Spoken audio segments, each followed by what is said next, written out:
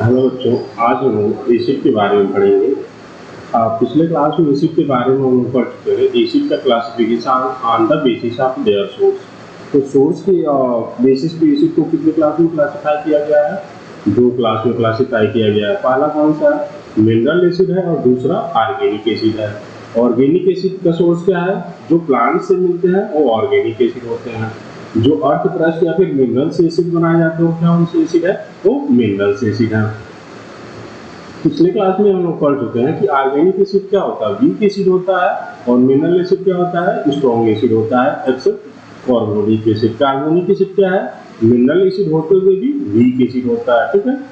और organic acid क्या है? वीक एसिड होता है। क्यों वीक एसिड होता है? क्योंकि वो कंप्लीट आयोनाइजेशन नहीं शो कर पाता है। और मिनरल एसिड क्यों स्ट्रॉन्ग एसिड होता है? क्योंकि वो उसको हम लोग एक्वस सॉल्यूशन में डिसॉल्व करते हैं तो क्या होता है? कंप्लीट आयोनाइजेशन हो जाता है उसका, ठीक है। ये हो गया मिनरल एसिड और ऑर्गेनिक एसिड के बारे में। अब दूसरा यहाँ पे दिया हुआ है, दूसरा क्लासिफिकेशन कंसंट्रेशन के आधार पे, ठीक है, on the basis of their concentration. अब देखो, अगर मान लो 2 क्लास में इसको क्लासिफाई किया गया, पहला है कंसंट्रेटेड एसिड और दूसरा है डाइल्यूट एसिड। कंसंट्रेशन मतलब कि किसी भी एसिड में उस वाटर का अमाउंट कितना है। कंसंट्रेशन मतलब किसी भी एसिड में वाटर का कितना अमाउंट है, ठीक है।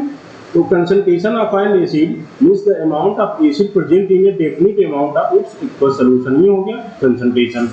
कंसंट्रेशन मतलब क्या? एक डेफिनिट अमाउंट ऑफ एसिड में कितना वाटर है, ठीक है।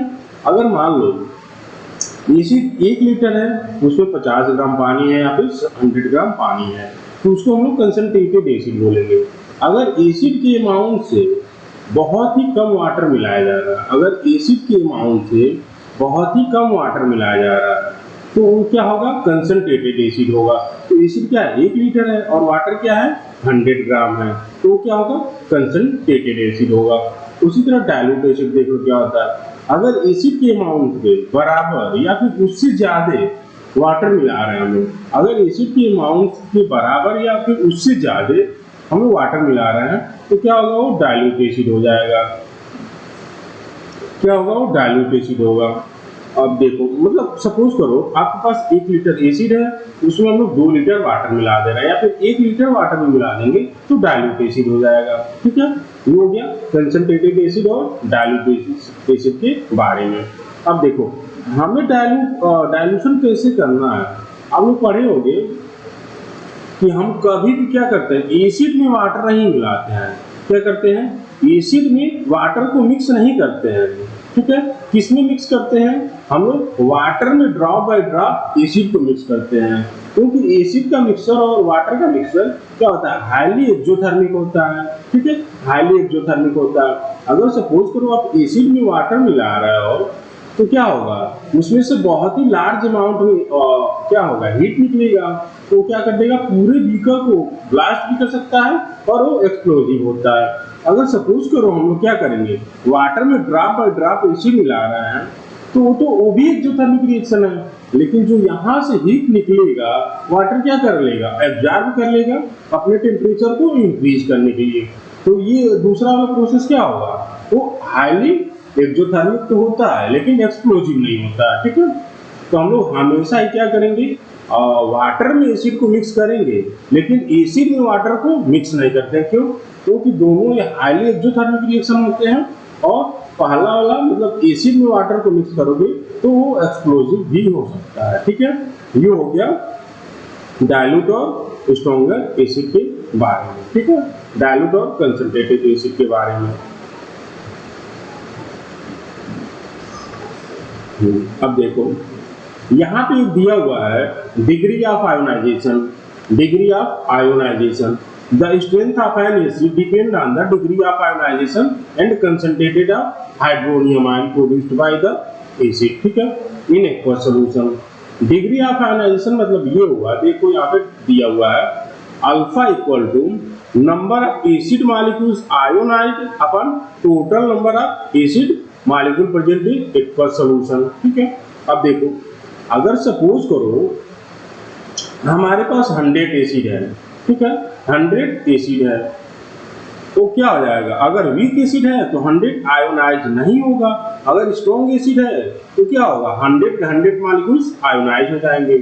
तो आपको पता होना चाहिए कि जो स्ट्रॉन्ग एसिड होता है उसके लिए अल्फा या फिर डिग्री ऑफ आयोनाइजेशन क्या होगा, हमेशा 1 होगा, और अगर वीक एसिड है तो डिग्री ऑफ आयोनाइजेशन की वैल्यू क्या होगी, हमेशा ही 1 से कम होगी। ठीक है, हमेशा ही 1 से कम होगा। डिग्री ऑफ आयोनाइजेशन की वैल्यू क्या होगी, कभी ग्रेटर देन 1 नहीं होगी। क्या होगा, कभी भी ग्रेटर देन 1 नहीं हो सकता है डिग्री ऑफ आयोनाइजेशन की वैल्यू, समझे। मैक्सिमम 1 होगा, किसके लिए होगा, वो स्ट्रॉन्ग एसिड के लिए होगा। वीक एसिड के लिए हमेशा वैल्यू क्या होगी, 1 से कम होगी। कुछ भी हो सकता है, 0 to 1 कुछ भी हो सकता है। ठीक है, अब देखो, if the degree of ionization of an acid or base or salt in aqueous solution is greater than 30%, it is strong। अगर अल्फा की वैल्यू क्या है, अगर 30% आ रहा है तो क्या होगा, वो स्ट्रॉन्गर एसिड होगा। अगर 30% से कम आ रहा है, अगर 30% से क्या हो रहा है, कम आ रहा है वैल्यू, तो क्या होगा, वो तब जाके वीक एसिड होगा। तो यहाँ पे ये भी बड़ा अच्छा दिया हुआ है, डिग्री ऑफ आयोनाइजेशन से आप स्ट्रॉन्ग और वीक एसिड को समझ सकते हो। अगर 30% से ज्यादा है, मतलब अल्फा की वैल्यू 0.3 से ज्यादा है तो क्या होगा, स्ट्रॉन्ग एसिड होगा। अगर 0.3 से कम है तो क्या हो जाएगा, वीक एसिड हो जाएगा। ठीक है, ये हो गया दो क्लासिफिकेशन, पहला है on the basis of source और दूसरा है on the basis of concentration. अब तीसरा एसिड को क्लासिफाई किया गया है डिपेंडिंग ऑन देयर बेसिसिटी। ठीक है, बेसिसिटी के आधार पे क्लासिफाई किया गया है। तो बेसिसिटी आप ये समझो कि होता क्या है। बेसिसिटी का तो पहले यहाँ पे डेफिनेशन दिया हुआ है, the number of hydronium ion that can be produced by the ionization of one molecule of that acid in aqueous solution. Basicity का मतलब सिंपल लैंग्वेज में ये होगा कि कोई भी एसिड पर मॉलिक्यूल कितने हाइड्रोजन प्रोड्यूस कर रहा है, कोई भी एसिड पर मॉलिक्यूल एसिड कितने हाइड्रोजन आयन को प्रोड्यूस कर रहा है, वही क्या हो जाएगा, बेसिसिटी हो जाएगा। तो बेसिसिटी क्या होगा, the number of hydrogen ion produced by an acid in an aqueous solution. ठीक है, डेफिनेशन क्या हो जाएगा, the number of hydrogen ion produced per molecule of acid in aqueous solution is called basicity of that acid. ठीक है, ये हो गया बेसिसिटी का डेफिनेशन। तो बेसिसिटी समझिए, सिंपल लैंग्वेज में आप लोग समझना कि कोई भी एसिड कितना हाइड्रोजन आयन पर मॉलिक्यूल को प्रोड्यूस कर रहा है, वही उसकी क्या हो जाएगी, बेसिसिटी हो जाएगा। अगर सपोज करो कोई एसिड है तो हाइड्रोजन आयन 1 प्रोड्यूस कर रहा है, तो उसमें कितने हाइड्रोजन क्या हो जाएगा, उसका मोनोबेसिक हो जाएगा। अगर कोई एसिड है 2 हाइड्रोजन आयन प्रोड्यूस कर रहा है पर मॉलिक्यूल, तो वो क्या हो जाएगा, डाइबेसिक हो जाएगा। अगर कोई एसिड है जो 3 हाइड्रोजन पर मॉलिक्यूल प्रोड्यूस कर रहा है हाइड्रोनियम, तो क्या हो जाएगा, वो ट्राइबेसिक हो जाएगा। अब हम समझेंगे कि डाइबेसिक, ट्राइबेसिक और मोनोबेसिक हो क्यों रहे हैं। ठीक है, इसके आगे तो सबसे देखो मोनोबेसिक क्या होगा, यहाँ पे देख लो आप लोग, मोनोबेसिक एसिड,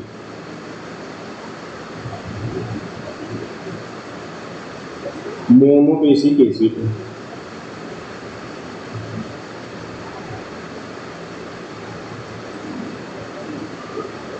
मोनोबेसिक एसिड। ठीक है, मोनोबेसिक एसिड ये होगा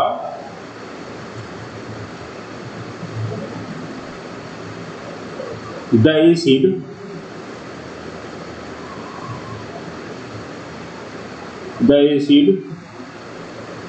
which produce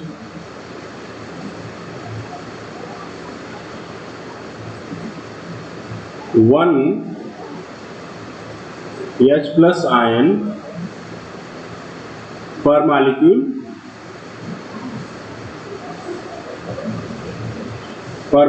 of acid। ठीक है, ये हो गया इसका डेफिनेशन। इसका मतलब ये हुआ कि ऐसे एसिड जो पर मॉलिक्यूल क्या करें, एक हाइड्रोजन आयन या एक हाइड्रोनियम आयन प्रोड्यूस करें, उसको हम क्या बोलेंगे, मोनोबेसिक एसिड बोलेंगे। जैसे इसकी एग्जांपल हो जाएगा,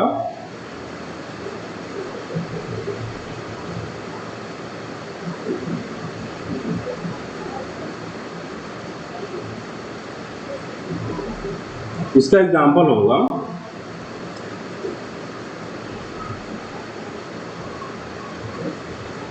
HCl हो गया, HBr, HI और एसिटिक एसिड। अब देखो यहाँ पे number of hydrogen ion produce वो किस पे डिपेंड करेगा कि किसी भी कंपाउंड में कितने हाइड्रोजन आयन आएंगे, उस बात पे डिपेंड नहीं करेगा। उस बात पे डिपेंड करेगा कि जो हाइड्रोजन आयन है वो किससे कनेक्टेड है। जो हाइड्रोजन एटम है किसी भी कंपाउंड में या फिर किसी भी एसिड में, वो किससे कनेक्टेड है उस पर डिपेंड करेगा कि वो कंपाउंड कितना हाइड्रोजन आयन प्रोड्यूस करेगा। जैसे यहाँ पे Cl में देखो, यहाँ पे H किससे कनेक्टेड है, Cl से कनेक्टेड है। Cl क्या हाईली इलेक्ट्रोनेगेटिव होता है, तो जो भी Cl पे इलेक्ट्रॉन होगा अपने तरफ अट्रैक्ट कर लेगा तो हमें हाइड्रोजन आयन मिल जाएगा। लेकिन यहाँ पे देखो एसिटिक एसिड में क्या है, 4 हाइड्रोजन एटम है, ठीक है। लेकिन अब हमें देखना पड़ेगा कि ये चारों हाइड्रोजन एटम किससे कनेक्टेड है, उसी बेसिस पे तो डिपेंड करेगा कि कितना हाइड्रोजन आयन प्रोड्यूस होगा, ठीक है। तो देखो इसमें पहला इसका स्ट्रक्चर बना के हम आपको दिखाते हैं।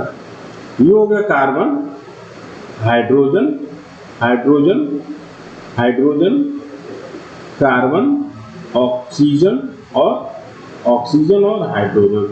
तो आप लोग ये समझो किसी भी कंपाउंड में अगर हाइड्रोजन ऑक्सीजन से डायरेक्टली कनेक्टेड हो, नाइट्रोजन से डायरेक्टली कनेक्टेड हो या फिर सल्फर से डायरेक्टली कनेक्टेड हो, तो ही वो क्या करेगा, हाइड्रोजन आयन दे पाएगा।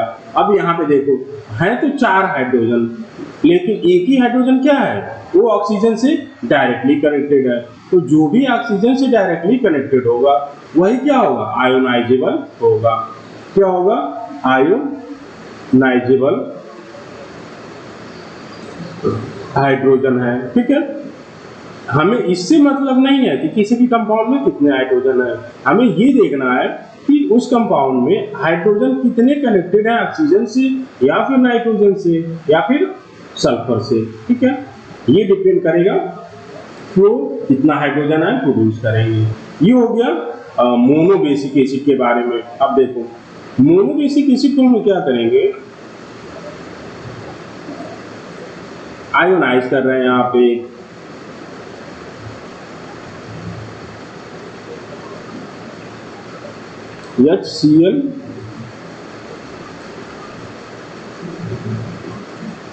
HCl को आयोनाइज कर रहा है H प्लस और Cl माइनस में। H प्लस किससे कनेक्टेड हो जाएगा, वाटर से, क्या बनाएगा, हाइड्रोनियम आयन प्रोड्यूस कर लेगा। तो यहाँ पे देखो कितने हाइड्रोनियम आयन बना रहा है, एक ही hydronium ion per molecule of HCl बना रहा है, ठीक है। तो इसलिए ये मोनोबेसिक एसिड हो जाएगा, ठीक है। ये मोनोबेसिक एसिड होगा। उसी तरह देखो अगर हमें ये बताना हो कि कोई भी मोनोबेसिक एसिड किस टाइप का साल्ट बनाएगा, कोई भी मोनोबेसिक एसिड किस टाइप का साल्ट बनाएगा, ठीक है। तो हम इसका रिएक्शन करवाएंगे HCl प्लस NaOH। बेस से भी करवा सकते हैं या फिर किसी मिनरल से भी करवा सकते हैं, ठीक है। तो ये बनाएगा NaCl और H2O। तो देखो अगर कोई भी मोनोबेसिक एसिड रिएक्शन कर रहा है तो ये क्या है, नॉर्मल साल्ट है, नॉर्मल साल्ट है, ठीक है। अभी आगे चल के एसिडिक साल्ट भी आएगा तो बताया जाएगा। तो अगर मोनोबेसिक एसिड रिएक्ट कर रहा है बेस से तो हमेशा ही क्या बनाएगा, नॉर्मल साल्ट बनाएगा। कितना बनाएगा, एक ही पर मॉलिक्यूल बनाएंगे। क्या होगा, एक ही पर मॉलिक्यूल को बनाएगा नॉर्मल साल्ट। ये हो गया पूरा मोनोबेसिक एसिड के बारे में। अब हम लोग डाइबेसिक एसिड के बारे में जानते हैं, ठीक है।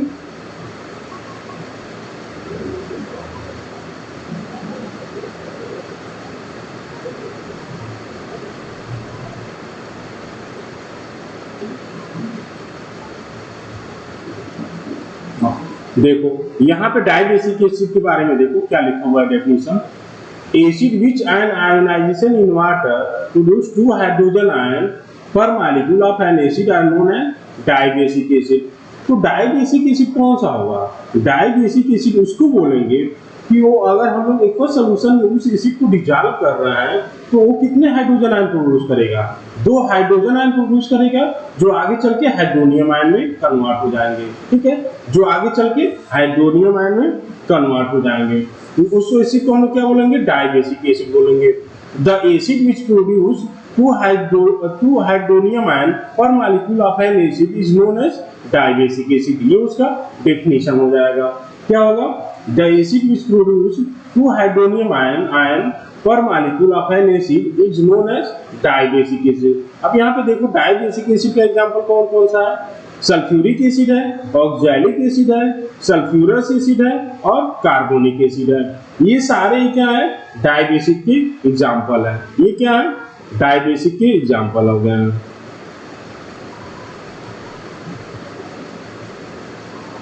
देख लो एक बार। अब यहाँ पे देख लो कि ये डाइबेसिक एसिड है क्या? इसका हम एक का स्ट्रक्चर बना के दिखा देंगे आपको।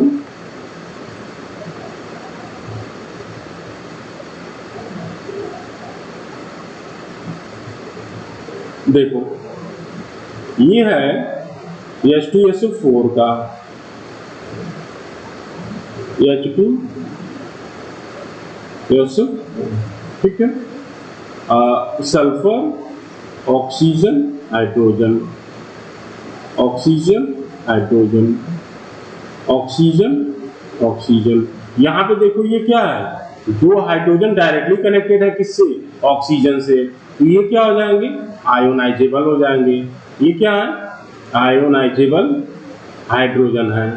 ठीक है, आयोनाइजेबल हाइड्रोजन। तो इसीलिए सल्फ्यूरिक एसिड क्या है? डाइबेसिक एसिड होता है। इसी तरह से ऑक्सैलिक एसिड का भी आप स्ट्रक्चर बनाओगे तो उसमें ऑक्सीजन से डायरेक्टली कनेक्टेड 2 हाइड्रोजन मिलेंगे आपको। सल्फ्यूरस एसिड में भी वही होगा और कार्बोनिक एसिड में भी वही होगा। ठीक है, ये हो गया डाइबेसिक एसिड क्यों है। अब हम लोग डाइबेसिक को आयोनाइज कर रहे हैं, डाइबेसिक एसिड को आयोनाइज कर रहे हैं। एक मॉलिक्यूल्स को हम आयोनाइज करके आपको दिखा रहे हैं यहाँ पे। जैसे सपोज करो हम H2SO4 को आयोनाइजेशन कर रहे हैं, H2SO4 H plus HSO4 minus. ठीक है, HSO4 माइनस H प्लस और SO4 माइनस। अब देखो यहाँ पे एक H2SO4 का मॉलिक्यूल है, कितने हाइड्रोनियम आयन प्रोड्यूस कर रहा है? एक तो ये हो गया और एक ये हो गया। तो 2 मॉलिक्यूल्स क्या कर रहा है? प्रोड्यूस कर रहा है, तो इसलिए ये डाइबेसिक एसिड हो जाएगा। अब हम देखेंगे कि साल्ट कैसे बनाएंगे। अब देखो अगर हम बेस से रिएक्शन करवाएंगे सल्फ्यूरिक एसिड का तो एक इससे साल्ट बनाएगा HSO4 से और एक SO4 से बना लेगा। तो जो HSO4 से बनाएगा वो क्या होगा? एसिडिक साल्ट होगा और जो SO4-2 से बनाएगा वो क्या हो जाएगा? नॉर्मल साल्ट हो जाएगा। तो हम बता दे रहे हैं इसका रिएक्शन करवा के आप लोगों को। ये देखो H2SO4 का NaOH से रिएक्शन करवा दे रहा है तो बनाएगा NaHSO4 और फिर से वही रिएक्शन करवा रहा है NaOH, तो होगा Na2SO4। तो ये जो है क्या है? ये एसिडिक साल्ट है। ये एसिडिक साल्ट है।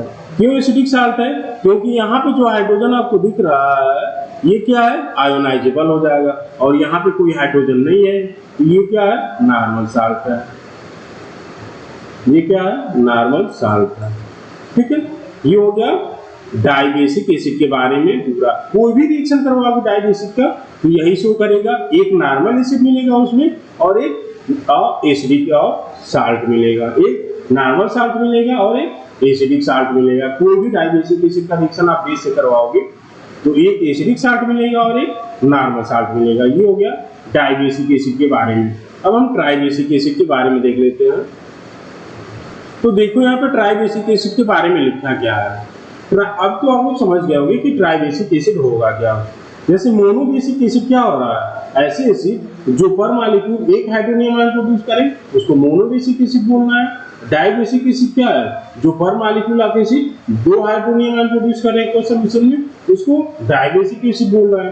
तो ट्राइबेसिक एसिड क्या हो जाएगा, ऐसे एसिड जो एक सॉल्यूशन में क्या करें, तीन हाइड्रोनियम आयन को प्रोड्यूस करें, उसको क्या बोलेंगे, ट्राइबेसिक एसिड बोलेंगे। उसको क्या बोलेंगे हम लोग, ट्राइबेसिक एसिड बोल देंगे। तो इसका डेफिनेशन हो जाएगा, the acid which produce 3 hydronium ion per molecule of an acid in aqueous solution is called tribasic acid. Is called tribasic acid. पहला हो जाएगा एग्जांपल इसमें फास्फोरिक एसिड और दूसरा हो जाएगा सिट्रिक एसिड। पहला है फास्फोरिक एसिड और दूसरा क्या है, सिट्रिक एसिड हो जाएगा, ये इसका एग्जांपल हो जाएगा। तो आपको ये समझ में आया ट्राइबेसिक एसिड किसको बोलेंगे। ट्राइबेसिक एसिड हम लोग बोलेंगे ऐसे एसिड जो पर मॉलिक्यूल ऑफ एसिड कितने बनाए, 3 हाइड्रोनियम आयन प्रोड्यूस करेंगे, उसको ट्राइबेसिक एसिड बोलेंगे। एग्जांपल हो जाएगा फास्फोरिक एसिड और दूसरा हो जाएगा सिट्रिक एसिड। ठीक है, अब देखो जैसे पिछले वाले हम लोग दोनों एसिड में पढ़ चुके हैं, मोनोबेसिक एसिड में हाइड्रोजन किससे कनेक्टेड होगा, हाईली इलेक्ट्रोनेगेटिव से कनेक्टेड है, एक हाइड्रोजन तो एक ही हाइड्रोजन प्रोड्यूस कर रहा है। उसी तरह डाइबेसिक एसिड में दो हाइड्रोजन किससे कनेक्टेड है, हाईली इलेक्ट्रोनेगेटिव एटम से कनेक्टेड है, तो इसलिए वो दो हाइड्रोजन प्रोड्यूस कर रहा है। इसमें डिपेंड नहीं कर रहा है कि उस कंपाउंड में कितने हाइड्रोजन एटम प्रेजेंट है। उसी तरह ट्राइबेसिक एसिड में क्या होगा, 3 हाइड्रोजन एटम किससे कनेक्टेड होंगे, हाईली इलेक्ट्रोनेगेटिव एटम से कनेक्टेड होंगे, जनरली वो होगा ऑक्सीजन। ठीक है, तो अब हम एक इसका स्ट्रक्चर देख लेते हैं।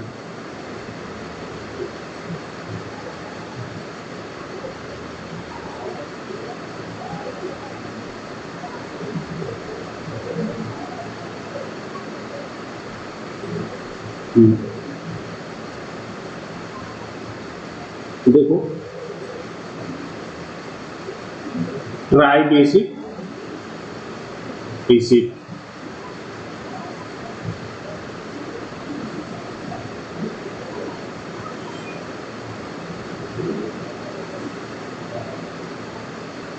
ट्राइबेसिक एसिड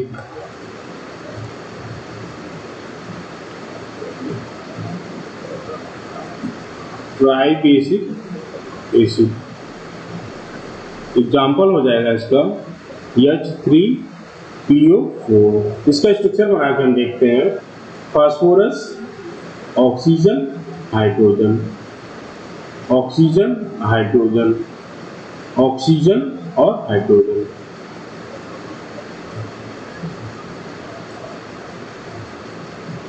ऑक्सीजन, अब देखो इस पूरे स्ट्रक्चर में कितने हाइड्रोजन कनेक्टेड है ऑक्सीजन से, 3 हाइड्रोजन, ये वाला सेकेंड एंड थर्ड, तो यही क्या हो जाएंगे, यही आयोनाइजेबल हाइड्रोजन होंगे, आयोनाइजेबल हाइड्रोजन एटम है।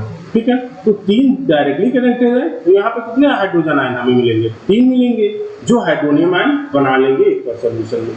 ठीक है, ये तो हो गया स्ट्रक्चर के बारे में। इसी तरह आप सिट्रिक एसिड का भी बनाओगे तो 3 हाइड्रोजन किससे कनेक्टेड होंगे, हाईली इलेक्ट्रोनेगेटिव एटम से कनेक्टेड होंगे। अब हम इसका आयोनाइजेशन देख लेते हैं। देखो तो H3PO3 का हम आयोनाइजेशन कराएंगे, H प्लस और H2PO4 -1, इसका कराएंगे फिर से H2PO4 -1, H प्लस और HPO4 -2, HPO4 -2, H प्लस और PO4 -3। अब देखो हम लिए हैं कितना, एक ही मॉलिक्यूल ऑफ एसिड लिए हैं, कौन सा, H3PO3 लिए हैं। तो यहाँ पे देखो कितने हाइड्रोजन आयन हमें मिल रहा है, first hydrogen ion, second hydrogen ion और ये थर्ड हाइड्रोजन आयन।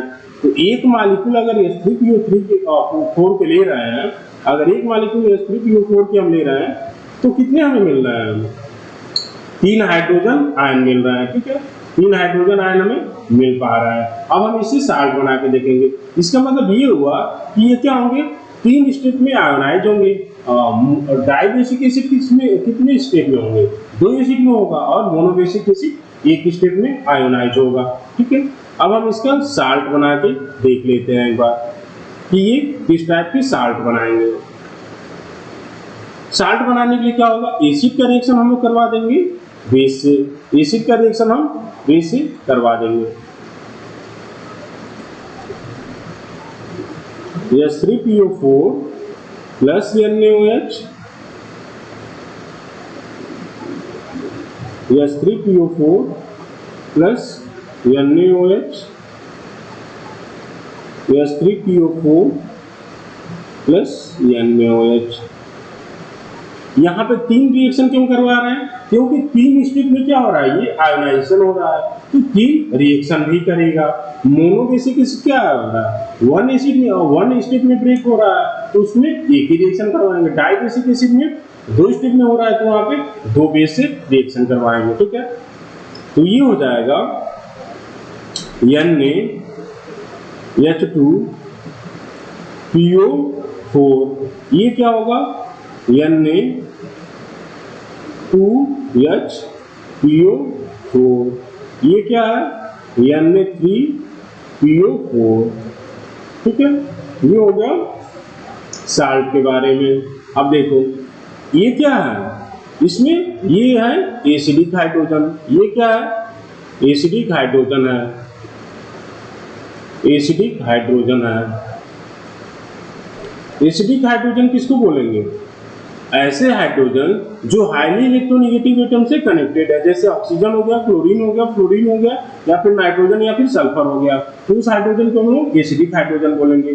और यहाँ पे एसिडिक हाइड्रोजन प्रेजेंट है और कोई मेटल भी प्रेजेंट है, तो ये क्या हो जाएगा, एसिडिक सॉल्ट हो जाएगा। ये क्या होगा, एसिडिक सॉल्ट। ठीक है, सेम रूल इसमें भी फॉलो होगा। ये क्या है, एसिडिक हाइड्रोजन है, तो ये क्या हो जाएगा, एसिडिक सॉल्ट हो जाएगा। ठीक है, और इसमें क्या है, ये इसमें कोई हाइड्रोजन नहीं प्रेजेंट है, तो ये क्या हो जाएगा, नॉर्मल सॉल्ट हो जाएगा, नॉर्मल सॉल्ट होगा। ठीक है, ये हो गया नॉर्मल सॉल्ट।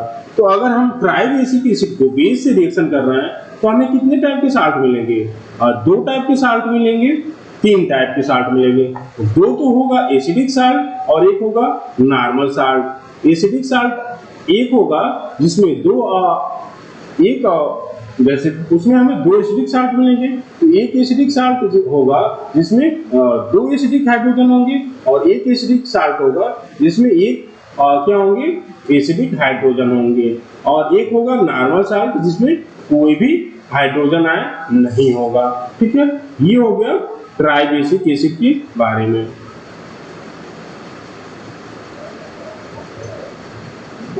ठीक है, इसके आगे हम लोग अगले क्लास में पढ़ेंगे।